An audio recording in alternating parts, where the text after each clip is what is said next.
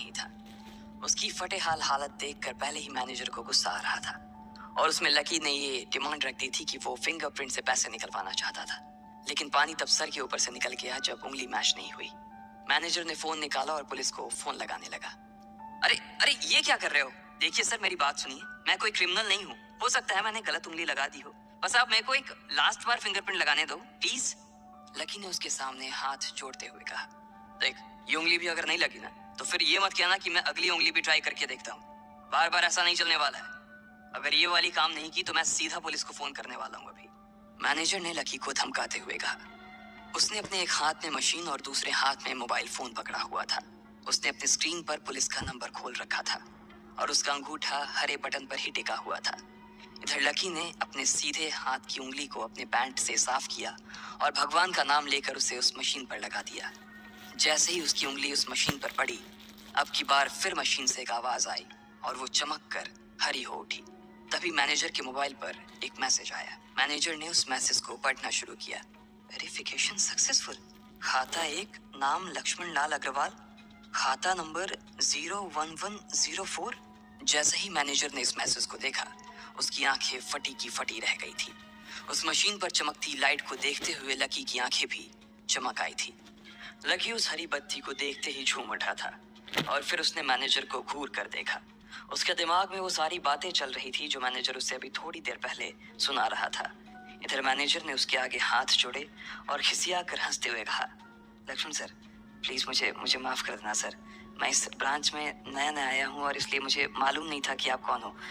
मैं इस ब्रांच का कस्टमर मैनेजर शशिकांत वर्मा हूँ। ध्यान रखना सर, प्लीज। Sorry sir. हाँ हाँ ठीक है, तो मुझे ये बताओ कि मेरे खाते में कितने पैसे रखे हुए हैं, लकी ने कहा और वो अब सोफे पर बैठ गया।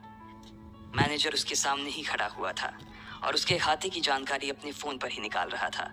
उसने अपने फोन पर इधर उधर कुछ उंगलियां चलाई और बोला, हो गया सर, आपके खाते में इस वक्त 90,80,70,650 रुपए रखे हुए हैं सर। शशिकांत के खुद के होश इतनी बड़ी रकम को देखने के बाद उड़ गए थे। उसे विश्वास नहीं हो रहा था कि इस आदमी के खाते में इतना पैसा भी हो सकता था। लकी की शक्ल देखकर तो यही लग रहा था कि उसकी उम्र 20 से 22 साल से ज्यादा नहीं थी। ऐसे में अगर उसके खाते में इतना सारा पैसा रखा हुआ था तो ये वाकई बहुत बड़ी बात थी। शशिकांत अपने मन में ये सोच रहा था कि दुनिया के 99% लोग ही अपनी पूरी जिंदगी काम करने के बाद भी इतना पैसा नहीं कमा सकते थे जितना कि लकी के खाते में इतनी छोटी सी उम्र में रखा हुआ था। लेकिन लकी ने इधर जब उसके फोन में अपने खाते पर पड़ी हुई जानकारी को देखा तो उसे कुछ अजीब सा लगा। उसे लग रहा था कि उसे तुरंत इतने पैसों के हिसाब से अब अपनी जिंदगी को ढालने की कोशिश करनी शुरू कर देनी चाहिए, वरना उसके साथ वही होने वाला था जो आज बैंक में उसके साथ हुआ था। अरे अरे सर, खाते में पैसे के अलावा और भी चीजें हैं जो मैं आपको बताना चाहता हूँ सर। मैनेजर ने फिर से अपनी फोन पर उंगलियां फिराई और बोला, सर, एक तो आपके खाते में एक फरारी जुड़ी हुई दिखा रहा है सर। इसके अलावा आपके खाते में 2 किलो सोने की 100 ईंटें रखी हुई हैं, 5 किलो सोने की 20 ईंटें, पिकासो की 3 असली पेंटिंग है, 20 हीरे हैं 24 कैरेट की और भी बहुत कुछ है सर। मैनेजर ने हाफते हुए और अपने पसीने साफ करते हुए कहा। इतना सारा धन देखने के बाद शशिकांत की आंखें तो बाहर ही निकल आई थी। उसने कभी लकी जितना अमीर आदमी अपनी जिंदगी में नहीं देखा था। जितना पैसा और सोना और जायदाद उसके पास था, उसका 10% भी इस ब्रांच में किसी और के पास नहीं था। ठीक है, चलो मुझे एक कार्ड दे दो तुम, लकी ने अपने दोनों हाथों को अपने सिर के पीछे रखते हुए कहा। जी जी सर, मैं अभी आपके लिए एक नया कार्ड बनवा देता हूँ सर, मुझे बस 10 मिनट दीजिए सर, बस 10 मिनट, शशिकांत ने कहा और फिर लकी के सामने ही निकल गया। जितनी देर में लकी ने अपने फोन पर फिर से उस मैसेज को खोलकर देखा, उतनी ही देर में मैनेजर उसके लिए एक चमकता हुआ सुप्रीम कार्ड लेकर उसके सामने आ गया था। लेकिन उस कार्ड को देखने के बाद ना जाने क्यों मैनेजर को ऐसा लग रहा था कि ये कार्ड लकी की संपत्ति के आगे कुछ भी नहीं था। फिर भी मैनेजर इसमें कुछ नहीं कर सकता था क्योंकि वो जानता था कि उसके पास इस ब्रांच में इससे बड़ा और कोई कार्ड नहीं था। इसलिए फिलहाल वो लकी को यही दे सकता था। उसने उस कार्ड पर लकी का पूरा नाम लक्ष्मण लाल अग्रवाल गुदवा दिया था। लीजिए सर आपका कार्ड, पासवर्ड वगैरह सर आपको ईमेल पे मिल जाएगा, शशिकांत ने मुस्कुराते हुए कहा और वो लकी के सामने हाथ बांधकर खड़ा हो गया। इधर लकी ने उस कार्ड को उलट पलट कर देखा और फिर अपनी जगह से खड़ा होकर वो बाहर निकलने लगा। शशिकांत का मन तो यही कर रहा था कि वो उसे दरवाजे तक छोड़ने जाए, लेकिन उसकी ड्यूटी इसी ऑफिस में थी और वो किसी को बाहर छोड़ने नहीं जा सकता था। फिर भी वो लकी के लिए दरवाजा खोलने के लिए आगे आ गया था। इधर यास्मीन अपने कैबिन में अपना सिर पकड़े हुए बैठी थी। उसे समझ नहीं आ रहा था कि आखिर अंदर चल क्या रहा था। एक पल को तो उसे लगा कि लकी पागल नहीं बल्कि बदमाश था कोई, और उसने शशिकांत को बंदी बना लिया था। लेकिन जब वो लकी के लिए कार्ड लाने के लिए अपने दफ्तर से बाहर आया तो यास्मीन को लगा कि कुछ गड़बड़ नहीं हुई थी। फिर ये इतनी जल्दी में कहाँ जा रहे हैं?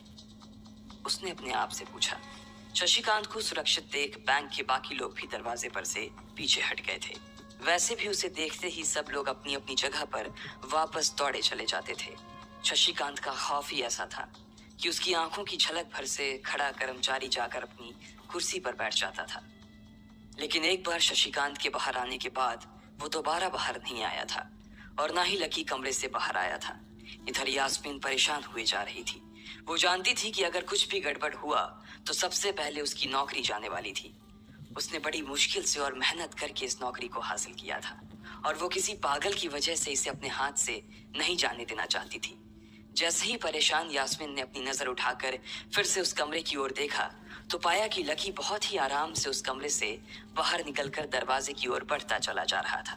ए, रुको, तुम इस तरह नहीं जा सकते। यास्मीन जोर से चिल्लाई और भागते हुए लकी के पास चली गई। तुम्हारी हिम्मत कैसे हुई जबरदस्ती हमारे वीआईपी रूम में घुसे चले जाने की? यास्मीन ने गुस्से में पूछा। उसका मन तो यही कर रहा था कि वो अभी लकी का गिरबान पकड़कर उसे झकझोर दे, लेकिन उसने अपने आप को रोक रखा था। मैंने पहले भी कहा था ना आपसे, मैं यहाँ सिर्फ अपना पैसा लेने आया था और कुछ नहीं, लकी ने कहा और मुस्कुराने लगा। यास्मीन ने देखा कि उसके हाथ में एक सुप्रीम कार्ड था और वो उसकी उंगलियों के बीच चमक रहा था। यास्मीन के दिमाग में आया कि लकी ने ये कार्ड कहीं अंदर से चुरा तो नहीं लिया, और इससे पहले कि वो यहाँ से चोरी करके भागता यास्मीन जोर से चिल्लाई, सिक्योरिटी, सिक्योरिटी। उसकी आवाज को सुनते ही दो बंदूक वाले गार्ड भागे भागे यास्मीन के पास आ गए। ये चोरी करके भाग रहा है, पकड़ो इसे। लकी ने जब यास्मीन के मुंह से ये बात सुनी तो उसके कान खड़े हो गए। इससे पहले कि वो वहां से अपनी जान बचाकर भाग पाता, सिक्योरिटी वालों ने उसे धर दबोच लिया था और फिर उसकी जेब टटोलने लगे थे। इधर यास्मीन ने देखा कि उस सुप्रीम कार्ड पर उसने अपना नाम भी लिखवा लिया था। तुम्हारी इतनी हिम्मत कि तुमने शशिकांत सर को डरा कर अपना नाम भी लिखवा लिया इस पर? इसकी जेब चेक करो, यास्मीन ने गुस्से से कहा। दोनों में से एक गार्ड लकी की जेब टटोलने लगा था।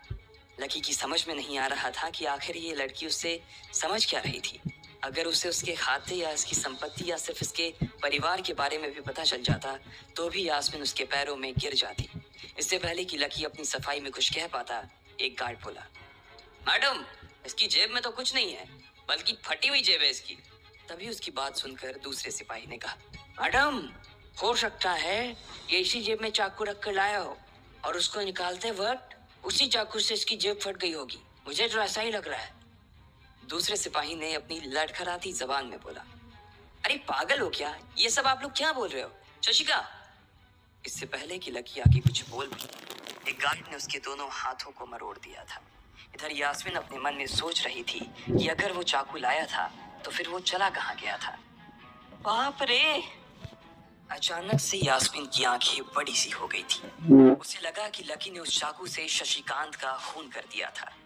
यास्मीन ने तुरंत अपना फोन निकाला और पुलिस को फोन मिलाते हुए कहा, हेलो पुलिस स्टेशन, मैं न्यू सिटी बैंक से बोल रही हूँ। हमारे बैंक में एक सनकी चोर घुस आया है और उसने हमारे कस्टमर मैनेजर का खून कर दिया है। आप प्लीज जल्दी आ जाइए सर। यास्मीन ने घबराते हुए कहा और फोन रख दिया।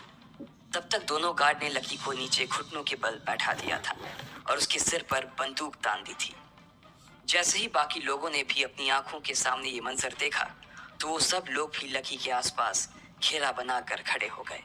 अंदर बैठे मैनेजर ने जब इस हलचल को देखा तो वो भी अपना सारा सिस्टम बंद करके बाहर आ गया। अरे क्या हो रहा है ये सब? उसने जोर से आवाज देते हुए पूछा। जैसे ही सब लोगों ने उसकी आवाज सुनी तो वो चौंक गए और शशिकांत वर्मा की ओर देखने लगे। देखने वालों में यास्मीन भी शामिल थी और उसने देखा कि उसका मैनेजर तो जिंदा है और सही सलामत उसकी आंखों के सामने खड़ा था। सर, आप जिंदा हैं? यास्मीन ने खुशी और आश्चर्य भरे भाव के साथ शशिकांत की ओर देखते हुए कहा, लेकिन अगले ही पल उसकी खुशी की जगह दुख ने ले ली थी। उसे एहसास हो रहा था कि आखिर उसने कितनी बड़ी गलती कर दी थी। यास्मीन ने अपनी ही जुबान काट ली थी और उसके जले पर नमक छिड़का शशिकांत ने। उसने कहा, मैं क्यों इतनी जल्दी मरने लगा? और तुमने ये सब क्या तमाशा लगा रखा है? उसने कहा और फिर उस भीड़ की ओर बढ़ने लगा। जैसे ही वो आगे आया उसने देखा कि उन लोगों ने लकी को गन पॉइंट पर बैठा रखा है। अरे किसने किया? किसने किया ये? शशिकांत तुरंत लकी की ओर दौड़ा और उसने उसके पास खड़े दोनों गार्ड्स को हटा दिया। फिर लकी को उठाने के लिए उसने अपना हाथ उसकी ओर बढ़ा दिया और बोला, sir I am really sorry sir, इस बेवकूफी के लिए मैं आपसे माफी मांगता हूँ sir. I am really sorry sir. Shashikant उसके पैरों में ही गिरने को हो गया था। लकी उसका हाथ पकड़कर खड़ा हुआ और फिर यास्मीन की ओर घूरने लगा। आप पूछ रहे थे ना कि किसने किया? इसने किया है ये। और इसने सिर्फ इतना ही नहीं किया बल्कि इसने पुलिस को भी बुला लिया है। इसे लग रहा है कि मैं कोई क्रिमिनल हूँ जिसने आपका खून कर दिया है और आपसे ये कार्ड चुरा कर भाग रहा हूँ। ये कार्ड जो आपने मुझे दिया है। लकी ने यास्मीन की ओर उंगली दिखाते हुए गुस्से में कहा। अचानक ही सब लोग थोड़ा पीछे हटकर यास्मीन को देखने लगे थे। यास्मीन घबराई हुई सी फर्श पर तो कभी छत को देखे जा रही थी। यास्मीन, जो मैं सुन रहा हूं क्या वो सच है? शशिकांत ने यास्मीन को घूरते हुए गुस्से में पूछा। उसकी आंखों में छुपे गुस्से को यास्मीन बर्दाश्त नहीं कर पा रही थी, इसलिए उसकी ना तो लकी से और ना ही शशिकांत से नजर मिलाने की हिम्मत हो रही थी। फिर भी वो जानती थी कि उसका चुप रहना इस वक्त उसके लिए बहुत खतरनाक हो सकता था, इसलिए उसने कहा, सर ये सब मेरी गलती है सर, ये मेरी बहुत बड़ी मिसअंडरस्टैंडिंग है सर। मुझे लगा कि ये जबरदस्ती अंदर घुस आया है और इसने इसने आपके ऊपर हमला करके आपसे जबरदस्ती ये कार्ड बनवा लिया है और फिर आपको मार दिया है सर। यास्मीन ने घबराते हुए कहा। उसकी डरी सहमी सी आंखों में अब आंसू ही आ गए थे। मैनेजर ने जब उसकी ये बात सुनी तो उसने अपना सिर पकड़ लिया। यास्मीन जैसी समझदार लड़की इतनी बड़ी भूल कैसे कर सकती थी? उसने लकी को पहचाना ही नहीं था। खैर, मैनेजर को लगा कि इसमें उसकी कोई गलती नहीं थी। जब वो खुद लकी को नहीं पहचान पाया था तो फिर यास्मीन कैसे पहचान पाती? इसलिए उसने सोचा कि सबके सामने उसे कुछ कहने से अच्छा था कि वो यास्मीन को एक कोने में ले जाकर लकी की सच्चाई बताए। शशिकांत ने उसका हाथ पकड़ा और उसे खींचकर अपने साथ खंबे के पास ले गया और बोला, तुम्हें मालूम है ये कौन है? अरे ये लक्ष्मण अग्रवाल है, लक्ष्मण अग्रवाल खानदान का वारिस। तुम्हें पता है ना कि अग्रवाल खानदान का खाता हमारे बैंक की जितनी भी शाखाएं हैं उसमें सबसे बड़ा खाता है। यास्मीन ने जैसे ही ये नाम सुना उसके पैरों के नीचे से जमीन खिसक गई थी। वो जानती थी कि अगर न्यू सिटी बैंक इतनी ऊंचाइयों पर पहुंचा था तो उसके पीछे अग्रवाल खानदान का सबसे बड़ा हाथ था। इस बात का जिक्र उससे तब भी किया गया था जब उसने नौकरी ज्वाइन की थी।